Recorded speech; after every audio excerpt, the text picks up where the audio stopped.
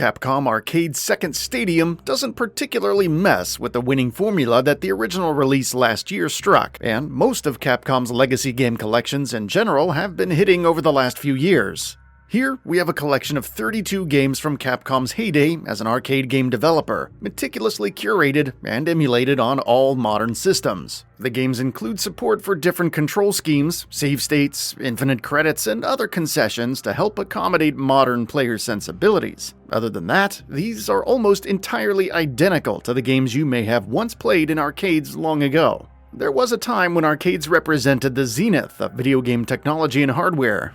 New consoles were always announced in terms of how well they stacked up to arcades, and getting an arcade game running nearly identically on a home console, arcade-perfect ports as they were called, was the ultimate bragging right for any home console. So there is something almost surreal about seeing so many classic arcade titles running without skipping a beat on everything from the cargo pants, pocket-sized Nintendo Switch to your hulking PC tower, to everything in between. In many ways, this is the ultimate testament to how far video games have come as a medium. The games included in this collection may not be cutting edge by today's standards, but they absolutely were once.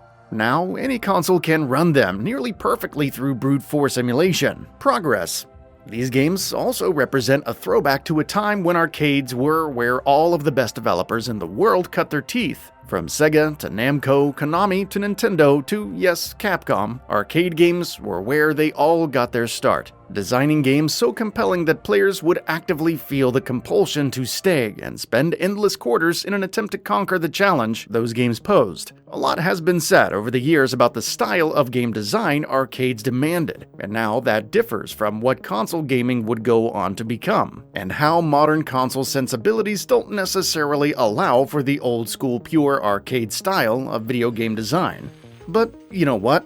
Perhaps the most impressive thing about this collection of games is nothing less than just how well so many games in here actually hold up. A surprising range of genres is represented here, from fighting games to brawlers, puzzle games to shooters, platformers to action games, and more still. And yes, quite a few of them have since been bettered by other games that would follow in their footsteps and continue their lineage, but I was remarkably surprised by how well some of these games hold up. Take for instance Knights of the Round. This brawler, based on the King Arthur legend of old, is a surprisingly engaging and addictive experience, one I actually did want to spend time with well beyond the necessities of this review were past. Knights of the Round is fun to play and actually represents some of the first steps towards longer-form storytelling and role-playing mechanics that games of its ilk would begin to take. Yes, there was a time when you could just have a game without having a dozen RPG systems overlain on top. These arcade games represent that time.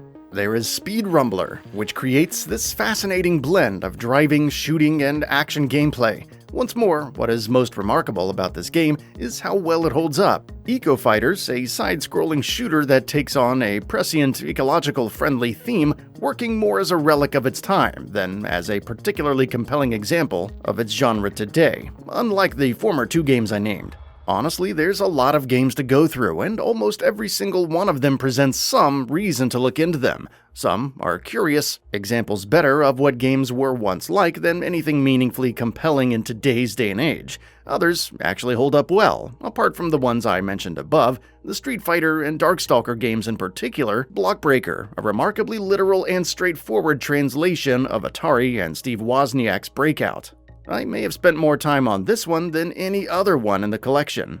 I would argue for any fan of Capcom, or just an enthusiast of the medium, the collection of games here is more than enough to justify spending some time on this virtual museum of Capcom's greatest and some more obscure hits. Games aside, as mentioned, there are multiple other bonuses here. A snazzy interface and online functionality for sharing scores aside, you also get control of remapping and save states, a built-in achievement system, the ability to play games in their original aspect ratio or stretched to fill the screen, play them with a scanline filter, add a 3D arcade cabinet as the border to get that real arcade feel, and wallpapers and art. You can even change the orientation of the screen to get the true vertical arcade screen experience, and you can get some pretty detailed manuals on each game as well. Almost none of this will mean anything to someone who wasn't already a fan of Capcom arcade games, or just arcade games in general, but then again, if you're not a fan of arcade games, I honestly don't know why you would even be playing this. So yes, if you're an enthusiast of the medium or a fan of Capcom's arcade glory days,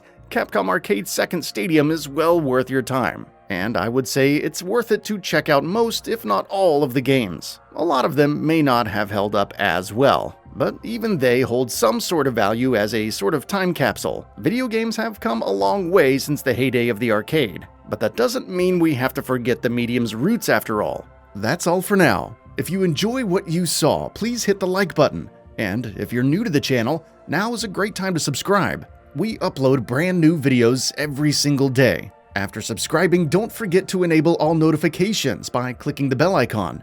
Thanks for watching this video, and we'll see you next time, right here on Gaming Bolt.